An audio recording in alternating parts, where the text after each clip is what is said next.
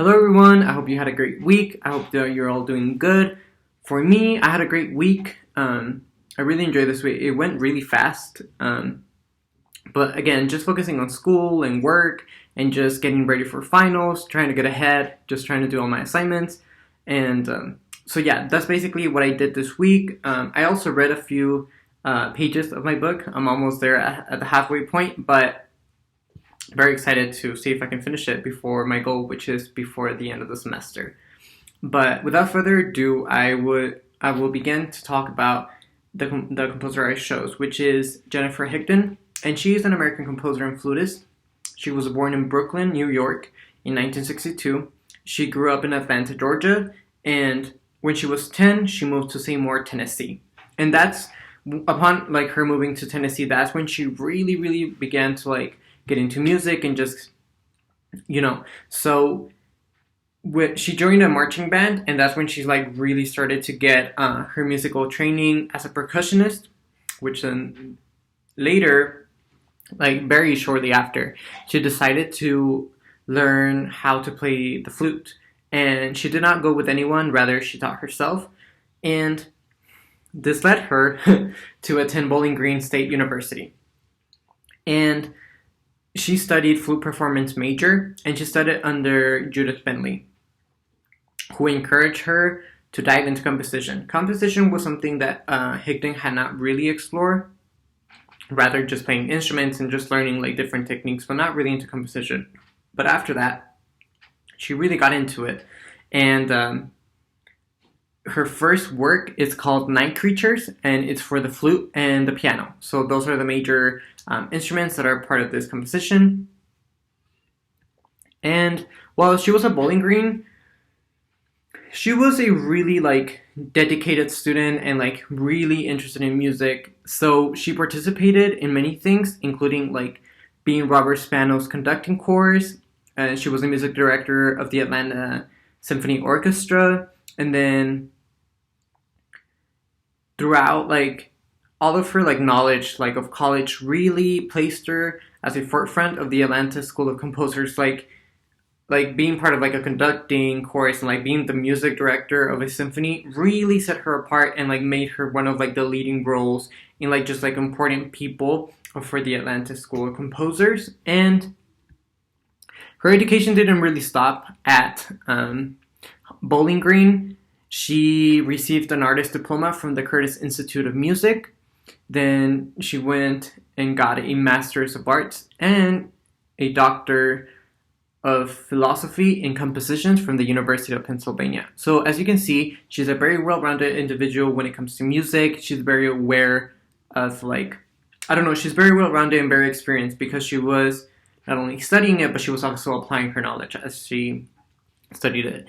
And this led her to have a very successful career, which some of her music has won major awards. So I'll list some of them, which includes the 2020 Pulitzer Prize for Music for the Violin Concerto.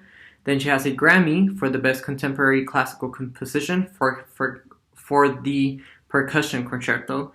Then she has won prizes from the American Academy of Arts and Letters, the Pew Fellowship in the Arts, and the National Endowment for the Arts.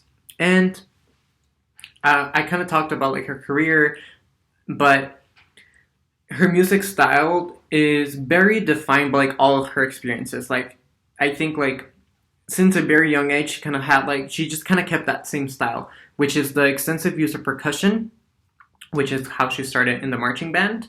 Then she does open fifth intervals, and one of the most interesting things for me, just because as a visual person, I'm really interested into imagery and how imagery can be done through different mediums. So she plays a lot of attention to tone color, and this is done by unorthodox string soli, which, due to my limited knowledge in music, right, this is very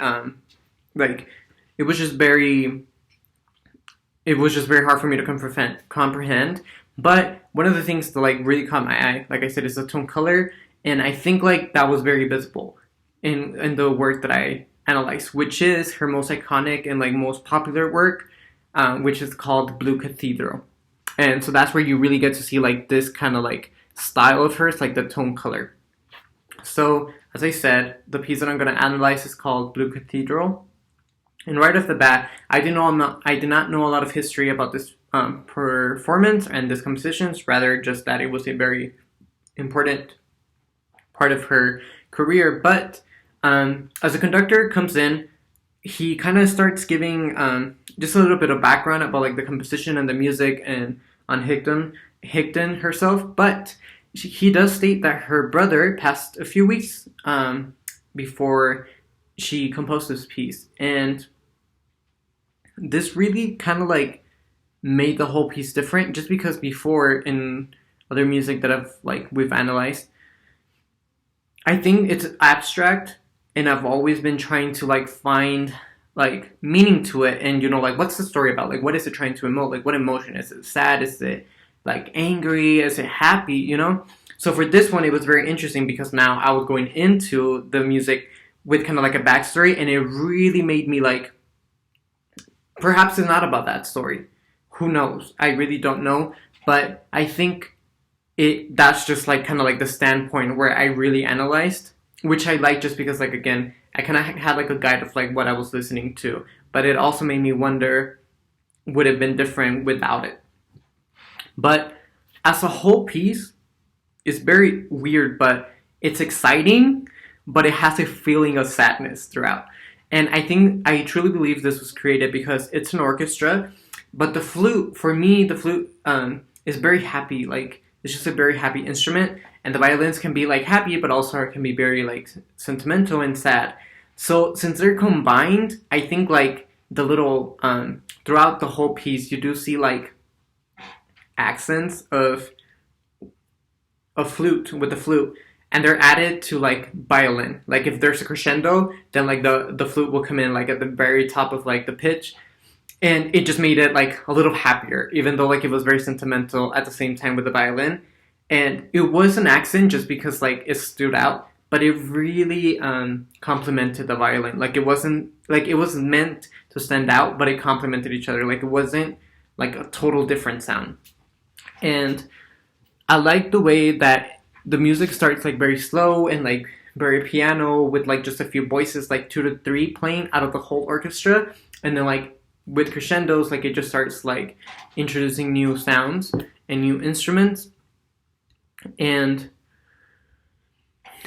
I'm gonna talk about like overall what the piece I feel means for me, which is like it was kind of like realization, like not happy but also not sad, like just like kind of like this mixture of both feelings and a sense of grief. And which again, I think it's because I got that background. But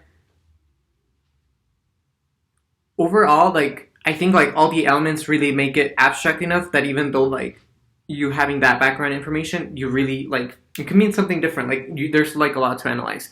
So I'll get a little bit technical, but the beat of this piece is very fluctuating. Like I said, it starts very piano and very soft and very slow, and then it kind of like moves up and speeds up. So it's just fluctuating. There's parts where there's like almost silence, and then like it goes really bad, like super quick. So it just depends. Like it's just like very emotive in that sense, like emotions, like speed, like it feels like they're chasing you and stuff like that.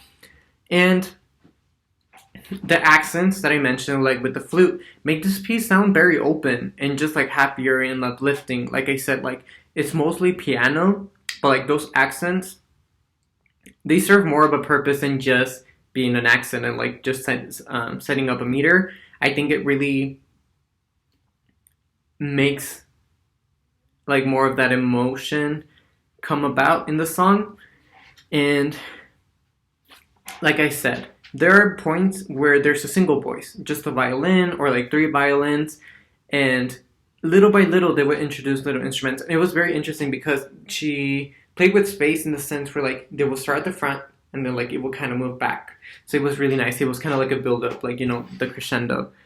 And with this also came contrast between the crowdedness. Like sometimes the music was like all crowded, like it was loud, forte, but then in other places it was like more open, and it, again, I'm just bringing it back to like emotions. Like it just really helped you, like sometimes you're here like up and down, like like probably like the process of grieve.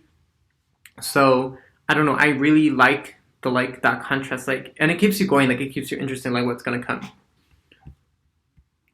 um One thing that I found really interesting was towards the middle of the song there's kind of like this pause again, like the very known, like where there's only one voice, and then like it starts with drums, and like it's forte, it's really loud, and like it just speeds up, like the beat like increases in speed, and I felt like this was like a chapter, like kind of like she just turned the page, or like a new chapter.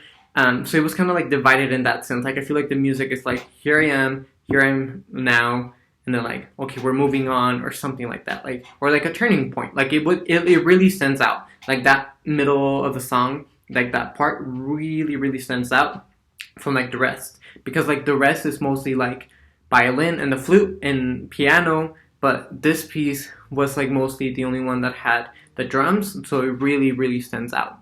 And again, it just becomes more energetic, so I don't know, like it just felt happier. And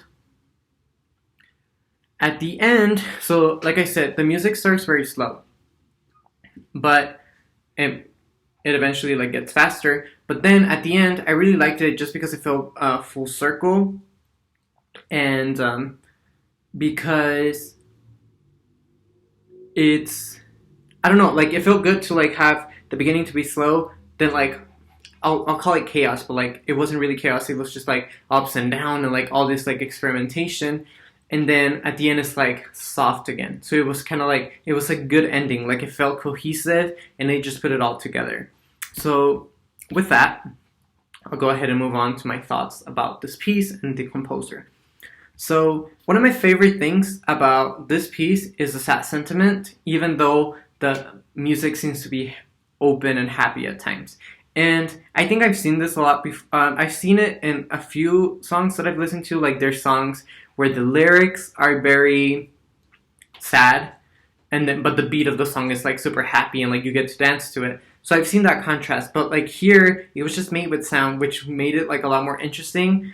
And like I said, even though like I knew the backstory, or like a potential backstory of the song, I don't know, it just made it 100 times more interesting. And like it just makes you question, like, was she really showcasing her emotions, or what she went through grieving for the loss of her brother, or stuff like that. And it actually felt good to listen to this song just because it was more classical, it was more violin.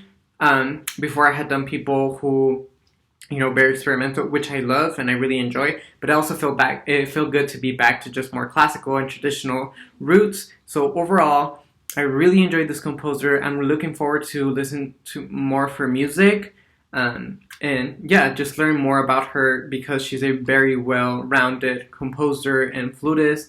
So I'm really excited to like dive into her work a little bit more. But with that, I'll conclude my composer report. I hope that you enjoyed watching my video, and stay safe, and we'll see you next week with another video. Bye.